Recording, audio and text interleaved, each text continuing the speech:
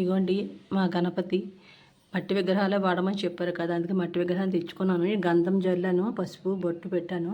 స్వామికి కూడా ఇగోండి గంధని పెట్టి తర్వాత కుంకుమ బొట్టు పెట్టాను. అయిపోయిన దగ్గర 2 దీపాలు వెలిగించాను. తర్వాత నైవేద్యం ఇక ఉండ్రాలు స్వామివారికి ఇష్టమైనవండి. ఉండ్రాలు బెల్లం తయారు చేశాను నేను. తర్వాత ఇగోండి ఉండ్రాలు 3 రకాలు 4 రకాలు తయారు చేసుకున్నాను. అందులోనే తయారు చేసుకున్నాను. ఇక్కడ అక్షంతలు పెట్టుకున్నాను. ఇక్కడ వెండకాయతో సాంబార్కి నీళ్ళు అనుకోండి, అమృతం. తర్వాత ఇక్కడ నట్టుపల్లి కొబ్బరికాయ కొట్టాను, కొబ్బరి నీళ్ళు అందులో వేసుకున్నాను పూజకి.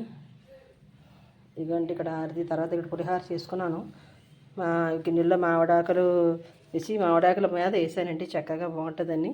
ఇక స్వామివారికి 4-5 రకాలు ఎవరు తోచినంత వాళ్ళ రకాలు పెట్టుకోవచ్చు. ఇగండి వినాయకుడు. అందరికీ నమస్తే అండి. వినాయక చవితి శుభాకాంక్షలు. అందరూ హ్యాపీగా వినాయక చవితి చేసుకోండి. నా ఛానల్ చూస్తాం అందరికీ ధన్యవాదాలండి. లైక్ చేయండి, షేర్ చేయండి, సబ్స్క్రైబ్ చేయండి మర్చిపోకండి. వినాయక చవితి చక్కగా పళ్ళు పెట్టి మీకు ఎంత తోస్తే అంత నైవేద్యంగా పెట్టి పూజ చేసుకోండి. కథ చక్కగా చదివి మీ పిల్లలతో సహా మీరు తెచ్చుకోండి, ఫ్యామిలీతో కలిసి చేసుకోండి please. Thank you very much.